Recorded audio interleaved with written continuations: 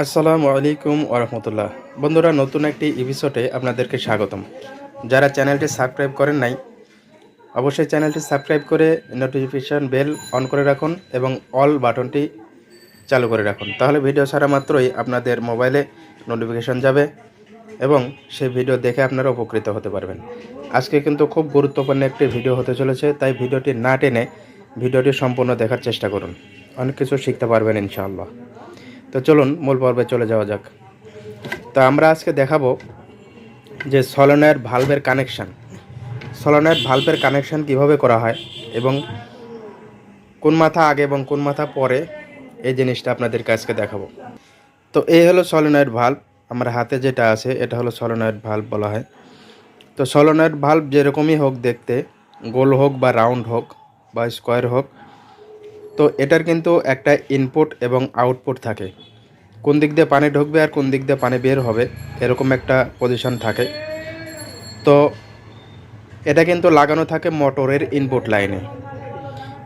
এই দুইটাতে কানেকশান দেওয়া হয়, ইলেকট্রিক কানেকশান। আমি পরবর্তী ভিডিওতে এই কানেকশন নিয়ে কথা বলবো, যে এই কানেকশানগুলো কীভাবে দেওয়া হয় এবং কানেকশানগুলো কীভাবে কাজ করে বা এই কানেকশানগুলো কীভাবে দিতে হয়। তো আজকে পানির লাইনে এই সলোনয়েড ভালভ মেশিনের সাথে কিভাবে সেটিং করা থাকে এটা আপনাদের কাছে আমরা দেখাবো। তো এখানে দেখুন,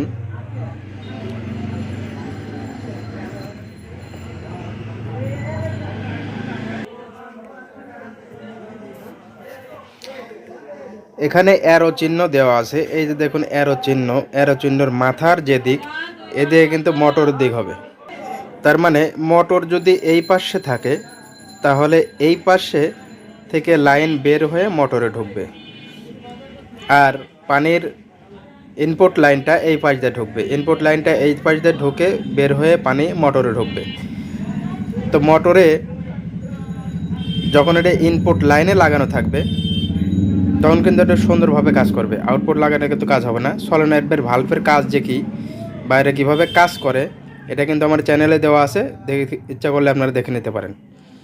তো আজকের বিষয় হলো যে সলোনয়েড ভালভ কিভাবে সেটিং করা থাকে বা কিভাবে সেটিং করবেন। অনেক সময় টেকনিশিয়ানরা এই সলোনয়েড ভালভ খুলে ডাইরেক্ট লাইন করে দেয়। তো ডাইরেক্ট লাইন করে দেওয়ার ফলে যে সমস্যাটা ঘটে সেটি হলো যে ওয়েস্টেজ লাইন দিয়ে অনর্গল পানি বের হতে থাকে। আর অনর্গল পানি বের হওয়ার কারণে আপনার এই যে দামি যে পার্টসগুলো আছে মেমব্রেন কিন্তু নষ্ট হয়ে যেতে পারে। তাই অনর্গল পানি বের যাতে না হয় বা এটা আটকানো যায়, এই জন্যে কিন্তু এই ভালভ ব্যবহার করা হয়, সলিনয়েড ভালভ। এটা ইলেকট্রিক অ্যাক্টিভ ভালভ, ডিসি ভোল্টেজে কাজ করে।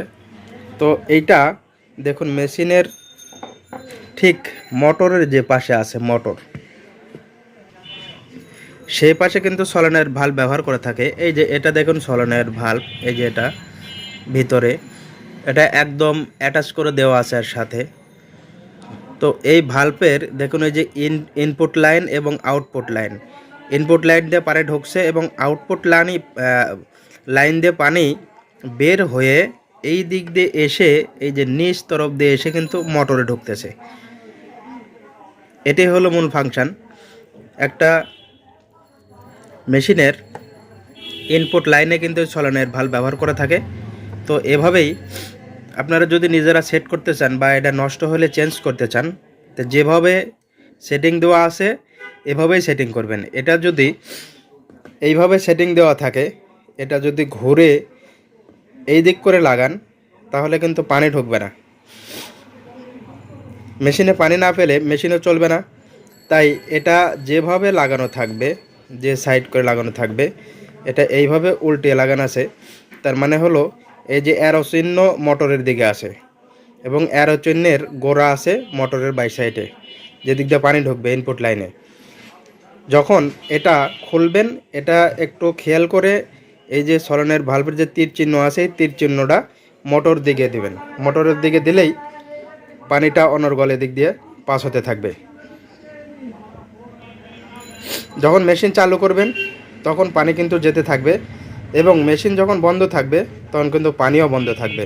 আর এই সলোনয়েড ভালভ যদি নষ্ট হয়ে যায় বা লাগানো না থাকে, অনেক সময় খুলে ফেলা দেয়, তখন কিন্তু পানি অনর্গল ওয়েস্টেজ লাইন দিয়ে এই যেটা হলো ওয়েস্টেজ লাইন, এই ওয়েস্টেজ লাইন দিয়ে কিন্তু অনর্গল পানিটা বের হয়ে চলে যাবে। তো এতে আপনার মেমব্রেনটা কিন্তু নষ্ট হয়ে যেতে পারে এবং পানিও অপচয় হবে। রিভার্স অসমোসিসের মূল সিস্টেমটাই হলো যে পানি একদিক দিয়ে ঢোকে, এই যে একদিক দিয়ে ঢোকে, মেমব্রেনের একদিক দিয়ে পানি ঢোকে মোটর প্রেসারে, এবং পানি দুই সাইড দিয়ে কিন্তু বের হয়। একটা হলো এই যে ওয়েস্টেজ লাইন হয়ে পানি ওয়েস্টেজ হয়ে যায়, নোংরা পানি যেটা ময়লা পানি, আর আরেকটা এই যে মার্কিং তো করা থাকে বিভিন্ন কালার দিয়ে, এই কালার পানিটা এটা কিন্তু পিওর পানি, এটা আপনার হাই প্রেশার হয়ে ট্যাঙ্কিতে যায় জমা হয়। তো হাই প্রেশার লো প্রেশার কীভাবে কাজ করে এটা আমার চ্যানেলে ভিডিও দেওয়া আছে, আপনার ইচ্ছা করলে ভিডিওটি দেখে আসতে পারেন। তো মূল বিষয় হলো যেটা বললাম যে এটা যদি ঠিকমতো লাগানো না থাকে মেশিন কিন্তু চালু হবে কিন্তু চলবে না, পানি আসবে না। মেশিনে পানি না আসলে আপনার সার্ভিস লাইনে বা ট্যাপেও পানি আসবে না। তো মূল বিষয় হলো যে অ্যারো চিহ্নর যে মাথাটা আছে এই মাথাটা আপনি মোটরের দিকে দিবেন, দিলেই এটা কিন্তু ঠিকভাবে লাগানো হবে। তারপরে এটা আপনি সোজা করে রাখেন বা উল্টো করে রাখেন বা এভাবে পেরে রাখেন, এটা কোনো সমস্যা না, যেভাবে যে কোনোভাবে রাখা যায়। কিন্তু ইনপুট এবং আউটপুট এই লাইনটা আপনাকে ঠিকভাবে লাগাইতে হবে।